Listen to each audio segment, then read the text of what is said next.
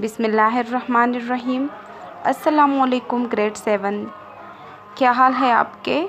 मैं उम्मीद करती हूँ कि आप सब खैर आफ़ियत से होंगे। ग्रेड 7 आज हम अपने उर्दू की क्लास में एक नया सबक शुरू करने जा रहे हैं, तो आप सब अपनी उर्दू की किताबें निकालें।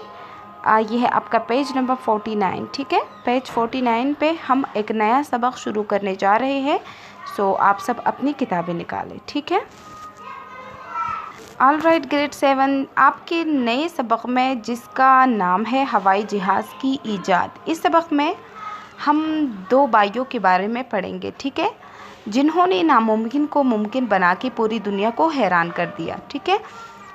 उन्होंने एक हैरानकुन ईजाद यानी हवाई जहाज़ बनाने की जस्तजू में कामयाबी हासिल कर ली। तो इस सबक में हम उन दो भाइयों के बारे में पढ़ेंगे, ठीक है, कि किस तरह उन्होंने अपनी मेहनत और जद्दोजहद से एक बहुत अच्छा और अजीम नाम कमाया, जो रहती दुनिया तक हर किसी को याद रहेगा, ठीक है। तो चलिए अपने सबक की तरफ बढ़ते हैं, ठीक है। और आपका जो है वो पेज नंबर 49 पे ये आपका नया सबक है।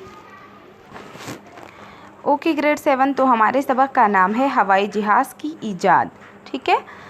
मैं इसकी रीडिंग करती हूँ, ठीक है। आप सब अपनी किताबें खोलकर पहले पैराग्राफ की तरफ देखें।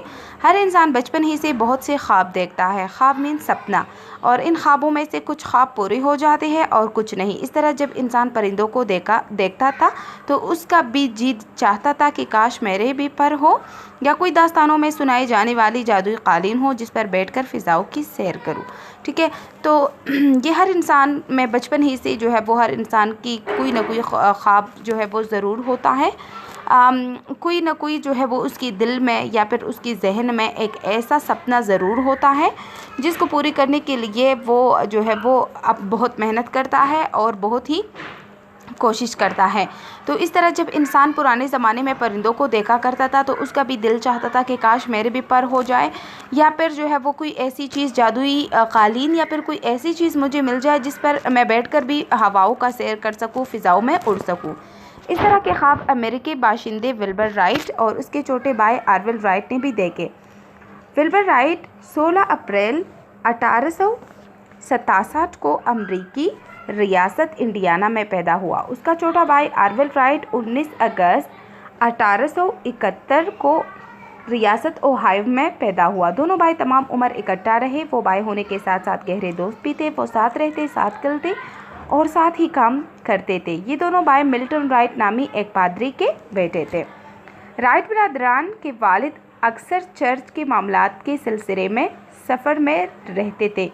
ये चर्च जो है वो क्रिश्चियनिटी जो है, जो क्रिश्चियन लोग होते हैं उनका जो इबादत की जो जगह होती है या फिर उनकी प्रेयर्स वगैरह जब करते हैं तो वो चर्च जाते हैं, ठीक है, जिसे हम गिरजा कहते हैं, उर्दू में गिरजा कहते हैं उसको, ठीक है। और पादरी जो है वो बहुत ही उनके मज़हब में बहुत ही नेकोकार इंसान को पादरी ही कहा जाता है, ठीक है। तो राइट बिरादरान का जो उनके जो वालिद साहब थे वो क्या करते थे, चर्च के मामलात में जो है वो अक्सर सफ़र में रहते थे। उनकी वालदा कॉलेज की तालीम याफ्ता खातून थी। वो रियाजी और साइंस के माहिर थी। ख़ास तौर पर वो मुख्तलिफ़ आलात को इस्तेमाल करने में महारत रखती थी।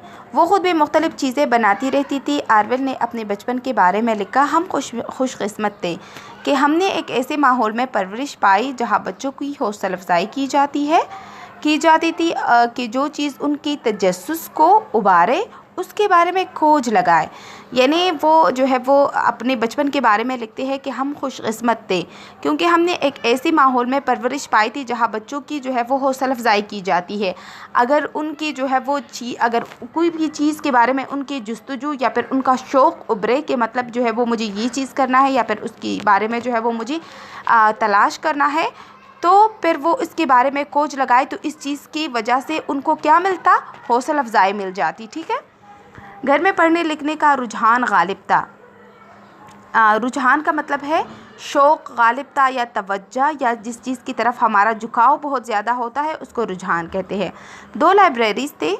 इनमें से एक मजहबी किताबों पर मुश्तमिल थी जबकि दूसरी आम किताबों का ज़ख़ीरा था। मुताले से भी राइट बिरादरान में परवाज़ के बारे में तजस्सुस उभरा। तजस्सुस जैसे कि मैंने आपको बताया, जुस्तजू। एक मरतबा मिल्टन राइट अपने बेटों के लिए एक खिलौना हेलीकॉप्टर लेके आया। ये कागज़, बांस और कार्ड से बना हुआ था। इसमें एक रबड़ लगा हुआ था। उसे काफ़ी देर घुमाने के बाद छोड़ते तो ये फ़िज़ा में बुलंद हो जाता और चंद सेकंड फ़िज़ा में रहता। उसका साइज़ इंसानी हाथ के मसावी था। मसावी यानी बराबर था। इस वक्त आरवेल 7 साल का और विल्बर 11 साल का था।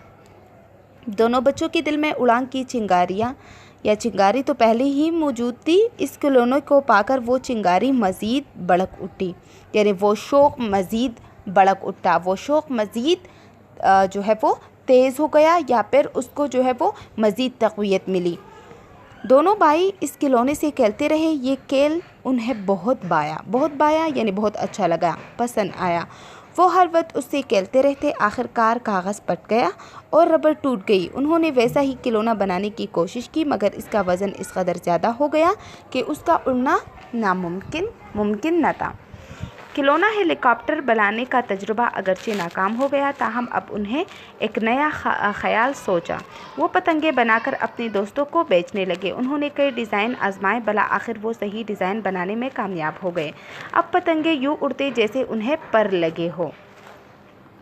4 साल बाद एक जर्मन हवाबाज ग्लाइडर जहाज़ उड़ाने की कोशिश में जान से हाथ धो बैठा। ठीक है, मतलब एक जर्मन हवाबाज था। ठीक है, तो उसने जो है वो एक जहाज़ उड़ाने की कोशिश की, जिसके नतीजे में जो है वो उसने कोशिश की और जिसके नतीजे में वो जो है वो फौत हो गया। यानी उसने जो है वो अपनी इस तजुर्बे के दौरान क्या किया कि अपने जान खो बैठा। ठीक है, ये ख़बर सुनने के बाद राइट बिरादरान के हौसलों को मज़ीद तक़वियत मिल गई, यानी ताकत मिली। उन्होंने सोचा कि इंसान का फ़िज़ा में उड़ने का ख्वाब शर्मिंदा ताबीर हो सकता है, यानी ये सच में बदला जा सकता है। दोनों भाई मुसलसल तजुर्बात कर रहे थे, यहाँ तक कि 1903 का वो तारीख़ी लम्हा आम पहुँचा जब ये दोनों भाई नामुमकिन को मुमकिन बनाने की जस्तजू में कामयाब हो गए। ये 17 सितंबर 1903 की बात है। आरवेल 12 सेकंड से ज़्यादा देर फ़िज़ा में रहा। इसके जहाज़ ने 37 मीटर का फासला तय किया। इस रोज़ दोनों भाइयों ने 3 मज़ीद उड़ानें भरी। विल्बर 59 सेकंड फ़िज़ा में रहा और 260 मीटर का फासला तय किया। शुमाली कैरोलिना की एक मकाम किट्टी हाक पर दोनों भाइयों के अलावा 4 लोग इस नामुमकिन को मुमकिन बनता देख रहे थे।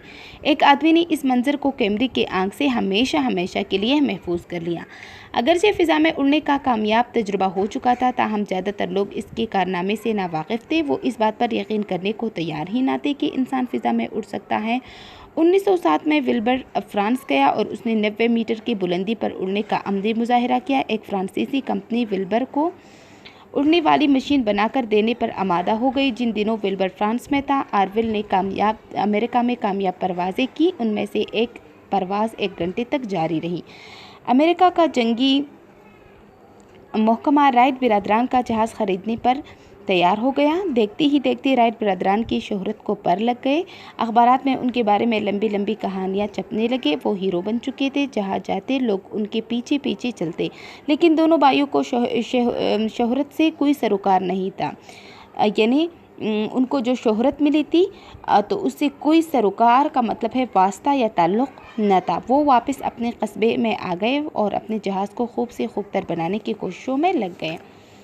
विल्बर राइट आखिरकार टाइफाइड बुखार में मुब्तला होकर 1912 में दुनिया से कूच कर गया, यानी रुखसत हो गया। ठीक है, भाई के मौत के बाद आरवेल मरते दम तक अपने जहाज़ का डिज़ाइन बेहतर से बेहतर करने में लगा रहा। आरवेल का इंतकाल भी 1947 यानी 1947 में हो गया। आज दुनिया में नहायत तेज़ रफ्तार जहाज़ मौजूद है।